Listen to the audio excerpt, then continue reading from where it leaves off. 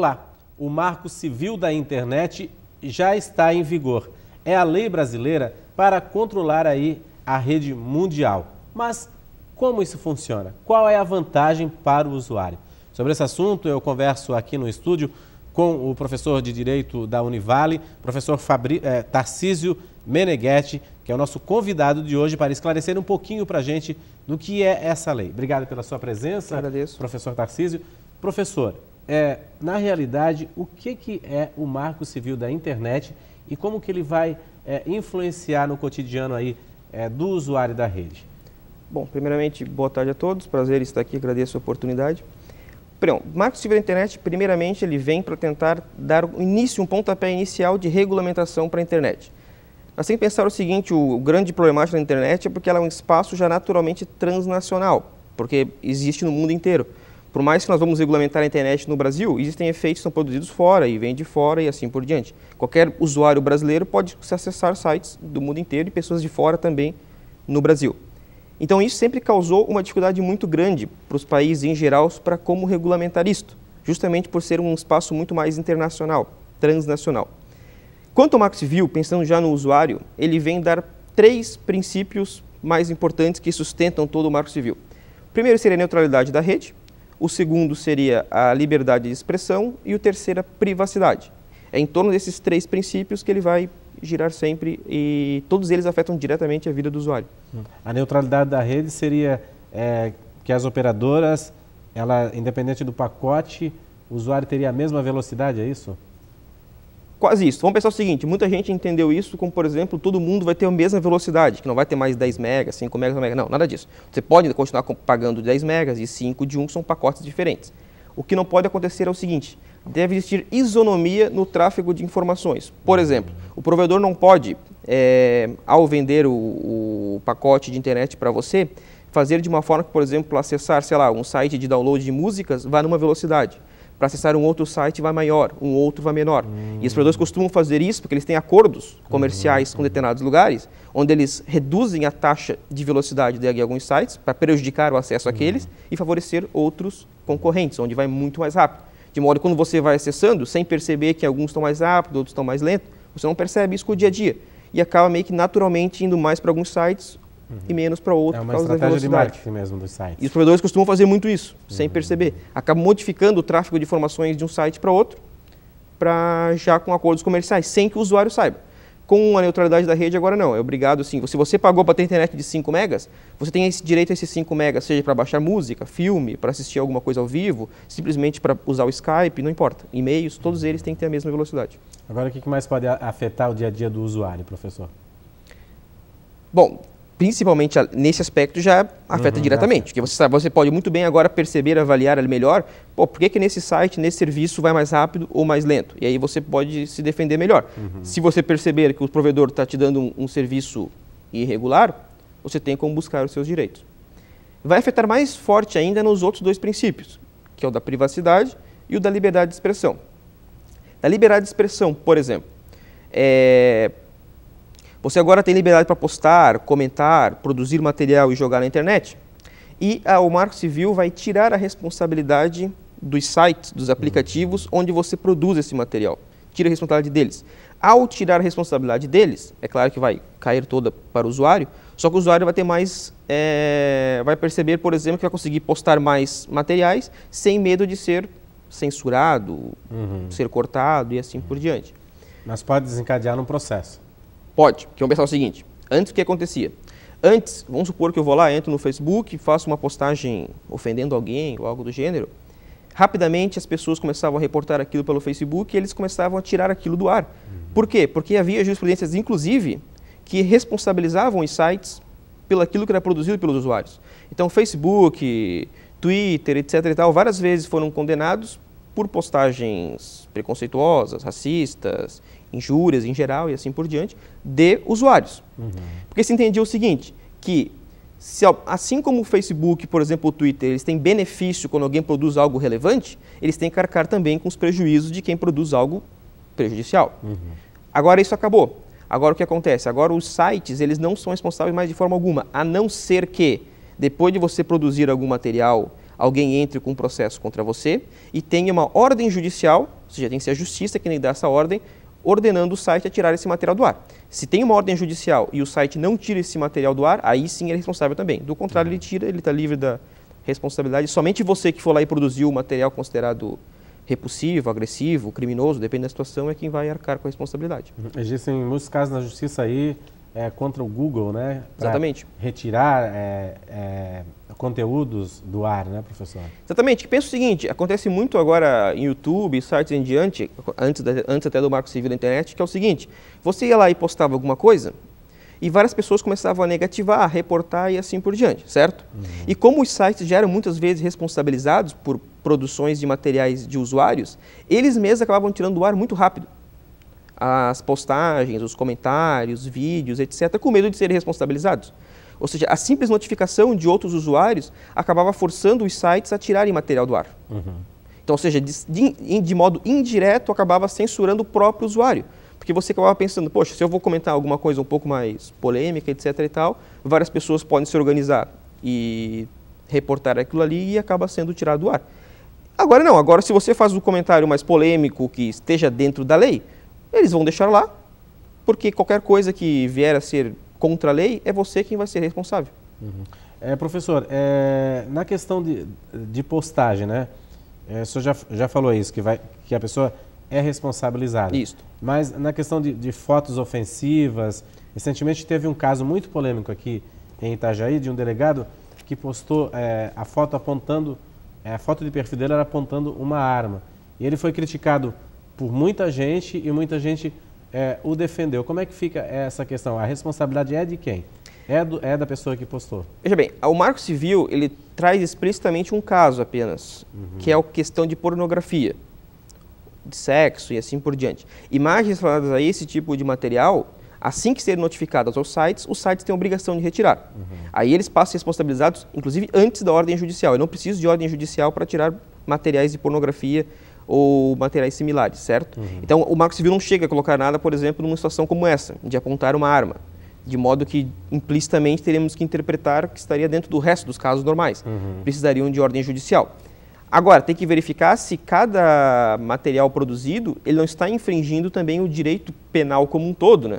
O direito como um todo. Porque nós temos que pensar que o Marco Civil, ele regulamenta principalmente questões civis, porém também existem questões criminais que estão em outras leis. Então, teria que verificar, por exemplo, até que ponto aquela foto publicada não é uma infração contra o direito penal em si. Aí tem que verificar caso a caso, né?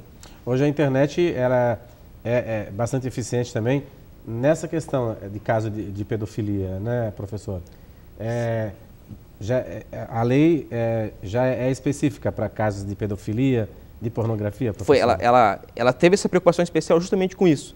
Porque, veja bem, o grande problema da internet sempre foi tentar criar ali um certo equilíbrio entre esses dois pilares, que é liberdade de um lado, privacidade de outro.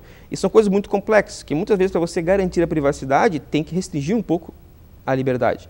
Então, veja, o Marco Civil tentou ampliar a liberdade, dando maior liberdade de expressão, ou seja, ao tirar a responsabilidade dos sites, das aplicações em geral.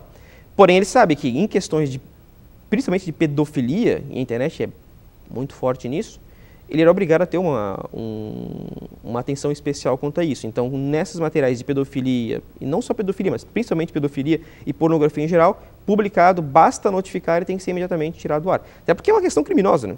Nem precisaria da lei neste caso para isso, porque isso é uma questão, né? É uma questão criminal. O Marco Civil nem poderia ir contra isso, né?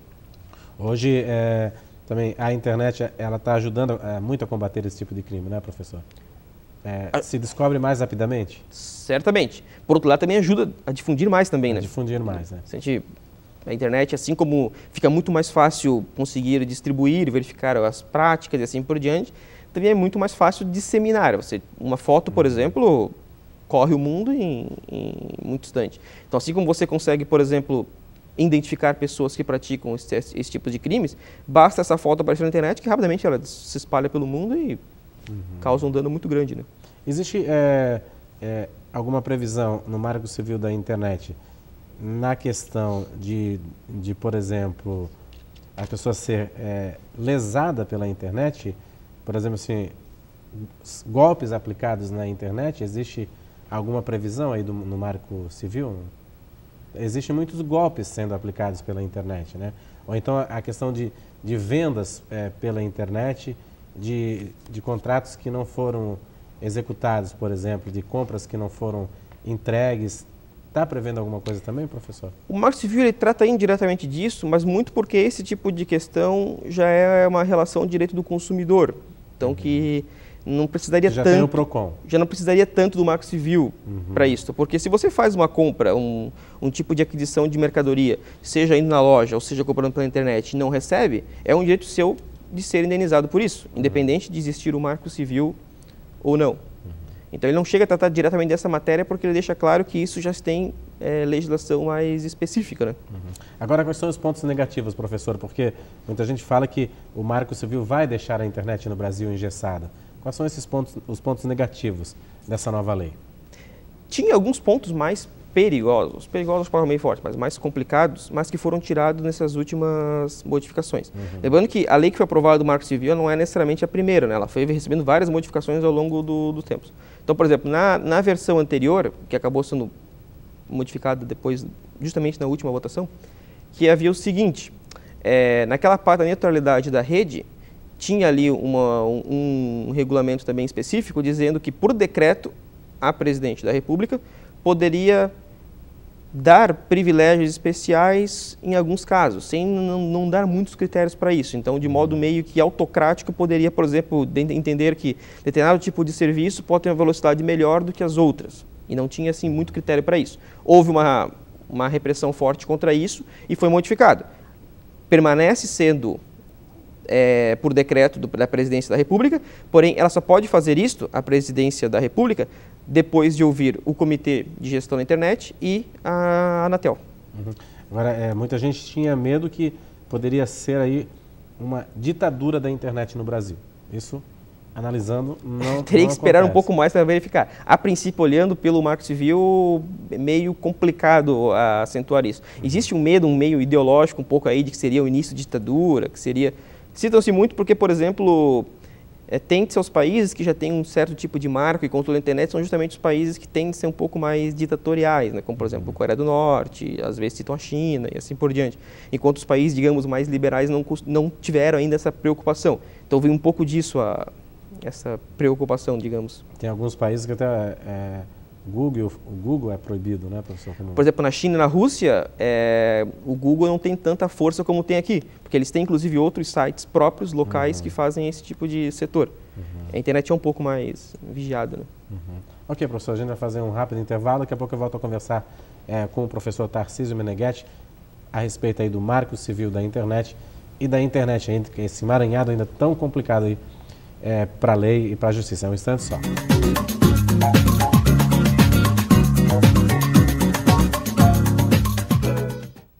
Olá, o Painel Univale está de volta. Hoje eu converso aqui no estúdio com o professor Tarcísio Meneghetti sobre o Marco Civil da Internet, a lei sancionada pela presidente Dilma Rousseff, que já entrou em vigor no Brasil. Ela é aí brasileira para a rede mundial de computadores. Professor, a gente falou bastante sobre o marco social, as vantagens aí para o usuário, né? Existe essa liberdade, é claro que hoje vai ter um comprometimento maior do usuário em publicar, né, essas questões. Mas eu queria perguntar para o senhor, a internet, por exemplo, o e-mail, a rede social, já servem aí como provas, por exemplo, criminais, como provas de álibi, por exemplo? Serve. Isso vai depender muito do caso criminal que está sendo colocado. Então, por exemplo, questões de ameaça, de injúrias, de ofensas, etc. e tal, são provas suficientes. Agora, claro, você vai ter que verificar muitas vezes caso a caso. Então, por exemplo, se é uma investigação criminal de homicídios ou algo do gênero, que envolve situações muito mais complexas, muitas vezes um e-mail, postagens, algo do gênero, podem não ser suficientes. Então, você tem que saber medir mais ou menos qual o tipo de crime. Mas para ameaças, para injúrias, para difamações, etc. e tal, já são utilizados. O direito já utiliza essas ferramentas, né, professor? Sim. Agora, uma questão bastante complicada, assim, principalmente para nós que trabalhamos com comunicação e que às vezes precisamos usar uma imagem, uma música, né? no Marco Civil da Internet, existe aí essa previsão também de como utilizar essas imagens que se pega na internet? Não, inclusive isso é uma das críticas que costuma ser feita ao Marco Civil, porque ele deixou de lado os direitos autorais, né, que seria onde entraria essa questão. É o que o senhor trabalha também, né, professor? Também. Então, veja bem, a argumentação do Marco Civil para deixar de fora os direitos autorais é porque está vindo a nova lei de direitos autorais, a qual momento vai estar para ser aprovado, então lá seria tratar essas questões todas, então tentar não misturar, colocar uma coisa misturada com a outra. Então não tem. Todas as questões já estão regulamentadas na Lei de Direito Autoral em vigor, que é a Lei de 98, mas que deve também ser colocada de volta na próxima. Agora, o que a Lei dos Direitos Autorais de 98 regulamenta em torno dessas questões, professor, que geram muitas dúvidas, assim, principalmente para quem trabalha com a comunicação? Bom, primeiramente, a princípio, sempre quando você vai utilizar imagens, trechos de músicas, fotografias, esculturas, enfim, de alguém é dono daquilo, alguém tem titularidade sobre aquilo. No mínimo tem um direito de imagem sobre aquilo. Se alguém me fotografa, eu tenho um direito de imagem em relação à minha fotografia. Então, de preferência, sempre quando você vai postar, publicar, utilizar alguma coisa, tem que pedir autorização do titular. Aí vem os outros meios, digamos, que dá para tentar superar esse tipo de situação. Que, por exemplo, tem muitas postagens, muitos materiais que estão já em domínio público, que já estão mais antigos, ou porque às vezes não tem autor, é questão de anonimato, não tem autor identificado, ou inclusive no uso justo, que seria o modo mais comum, digamos, utilizar. Você usar um trecho mínimo de alguns segundos de uma música, não seria abusar do autor daquela música, então seria um uso justo. Da mesma forma, usar pequenas imagens, pequenas partes de fotografia e assim por diante. Esse uso justo tem que ser equilibrado, tem que ser calculado em cada caso concreto. Né? Não existe assim uma métrica, uma medida para usar isso? Tem que verificar até que ponto aquele uso que você está fazendo é simplesmente um uso que tem a ver com o que você está produzindo, ou seja, contribui com o que você está fazendo, ou é simplesmente um modo parasitário de se aproveitar do outro. Então, se eu uso um trecho de música de 30 segundos porque ele bate bem com um documentário que eu estou gravando, com um programa de televisão que eu estou gravando, por exemplo, ele encaixa bem com aquele tipo de conteúdo, não chega a ser um uso injusto, é um uso justo, você está utilizando adequadamente. Agora, quando você utiliza uma música que está bastante audiência, que as pessoas estão gostando, etc., e que não tem muito a ver com o que você está fazendo, é claramente um aproveitamento, é um abuso daquela pessoa. Né? Agora, como fazer com rostos conhecidos? Né? Recentemente, teve um caso no jornal aí de uma rede de farmácias, né, que usou o rosto de uma atriz para uma campanha publicitária encartada numa revista e também, acredito que na rede social também. Existem leis específicas sobre isso ou não? Não tem uma legislação que diga claramente sobre isso, só que isso já é subentendido como não pode, porque existe o direito à privacidade, direito à imagem. Você não pode usar fotografias de outras pessoas de modo aberto.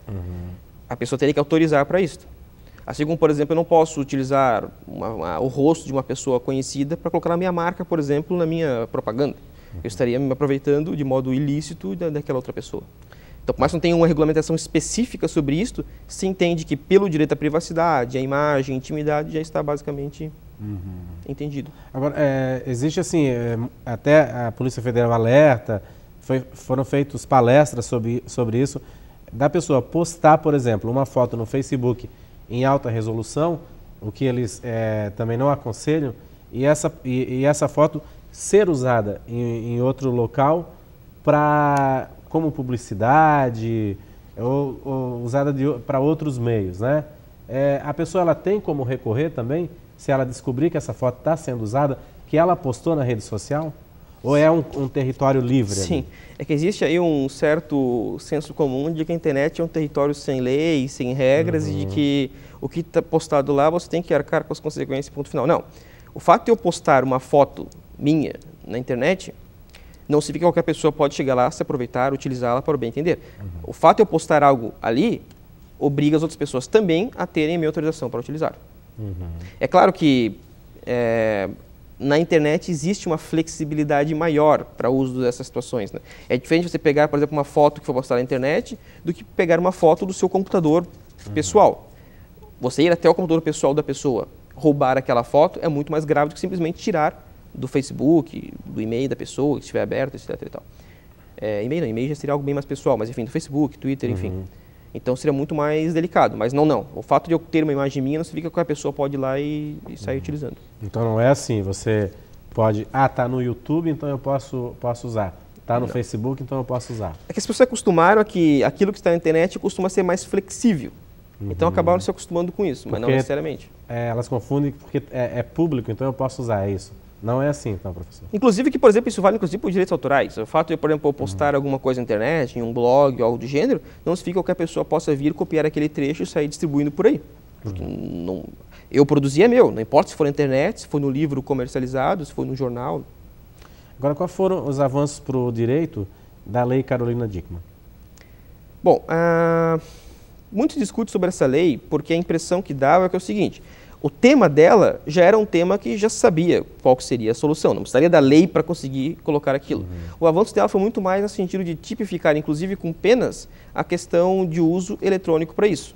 Já se entendia que invadir um computador de outra pessoa para deturpar foto, etc. e tal, é crime, sabia-se isso antes. Só que não havia uma tipificação expressa para isso nesses casos concretos. Tinha que sempre ser feito de modo meio analógico com outros, né? Essa foi o grande...